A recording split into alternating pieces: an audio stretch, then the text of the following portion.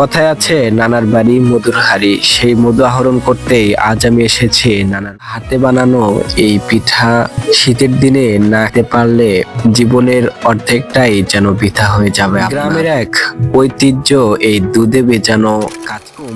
আমার নতুন ভিডিওতে আপনাদের স্বাগতম। আমার ভিডিও যারা দেখছেন আশা করি আপনারা অনেক ভালো আছেন। আলহামদুলিল্লাহ আমি অনেক ভালো আছি। কথায় আছে নানার বাড়ি মধুর হাড়ি, সেই মধু আহরণ করতেই আজ আমি এসেছি নানার বাড়ি। যেহেতু শীতের দিন, শীতের পিঠা খাওয়ানোর জন্য নানা আমাদের দাওয়াত করেছিল, তো ভাবলাম আপনাদেরকেও দেখানো যাক গ্রামের মানুষ কিভাবে পিঠাগুলি বানায় এবং তার সাথে দেখানো যাক শীতের কিছু মনোরম দৃশ্য। তো মূলত সেই জন্যই আসা আমার আজ নানার বাড়ি। নদীর পাড়ের মানুষের নৌকায় একমাত্র যানবাহন, নৌকায় ছাড়া তাদের চলে না। কারণ এই নৌকা নিয়েই তাদের শাকসবজি হাটে নিয়ে যেতে হয়, আবার হাট বাজার করতে হলেও এই নৌকা নিয়েই যেতে হয়। যেহেতু নদীর পাড়ের মানুষের রাস্তাও ওইরকম থাকে না, নদী তাদের একমাত্র রাস্তা এবং এই নদীর বুকে সবসময় ছুটে চলে এই নৌকা। নৌকা চালানোর মধ্যে এক অন্যরকম আনন্দ রয়েছে, যা অন্য কোনো যানবাহনে থাকবে না। তো ফাইনালি গাইস, পিঠা বানানোর সময় হয়ে গেছে। যেহেতু শীতের পিঠা বানাই রাত্রিতে এবং সারা রাত ভিজিয়ে রেখে সকালে ওইটা খাওয়া হয়। তো পিঠা বানাচ্ছে আমার নানি। তো দেখতে পাচ্ছেন এটা চাউলের গুঁড়া দিয়ে গোলা বানিয়েছে। এই গোলা দিয়েই কাচ্চি পিঠা বানানো হবে। তো এই গোলা দিয়ে দিল খোলার মধ্যে, এখন এই খোলাতে জাল হবে। অতিরিক্ত অংশ তুলে নিল, এবার ঢেকে দিয়ে কয়েক মিনিট রাখার পর আবার ঢাকনা তুলে নেবে।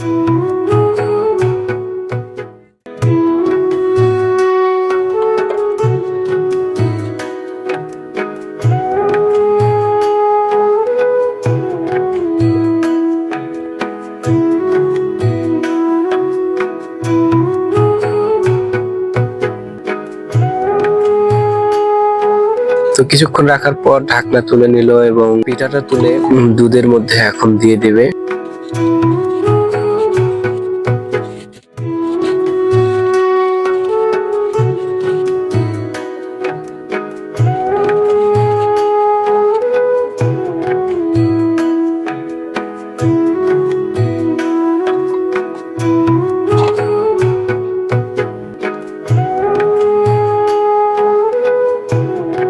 গ্রামের এক ঐতিহ্য এই দুধে ভেজানো কাচ্চি পিঠা, অনেকেই বলে সরা পিঠা।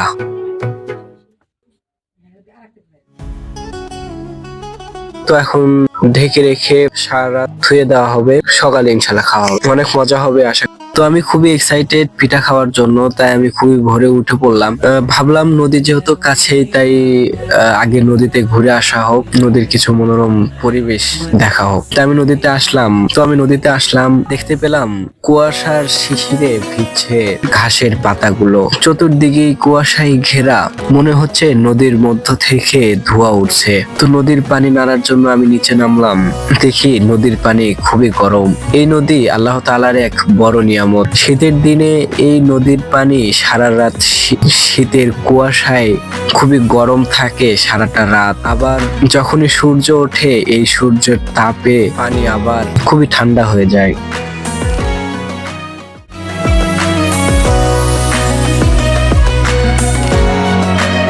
তো ফাইনালি প্লেটে আমি পিঠা নিলাম, সেই রাতের বানানো পিঠা, দেখতে অনেক আকর্ষণীয়। তো মুখে দেওয়া মাত্রই পিঠাটা একদম গলে গেল, মন শীতল করা এই পিঠা।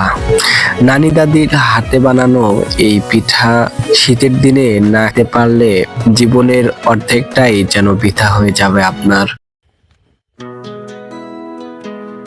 তো আমি পিঠা খাওয়ার পর আমি রওনা হলাম বাড়ির দিকে। যেহেতু মা বাবা সকলেই এখানে রয়েছে, আমাকে বাড়িতে যেতে হবে।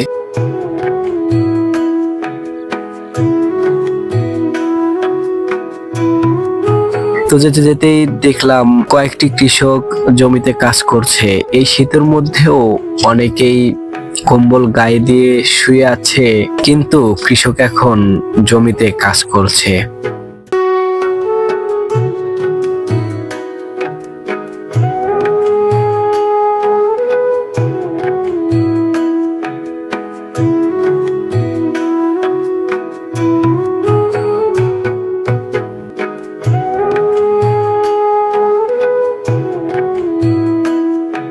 শেষ পর্যন্ত যারা আমার ভিডিও দেখেছেন তাদেরকে অসংখ্য ধন্যবাদ। আমার চ্যানেলটা সাবস্ক্রাইব করে বেল আইকনের টিপ দিয়ে আমার পাশেই থাকবেন। দেখা হবে ইনশাআল্লাহ নতুন কোনো ভিডিওতে। সবাই ভালো থাকবেন। আসসালামু আলাইকুম।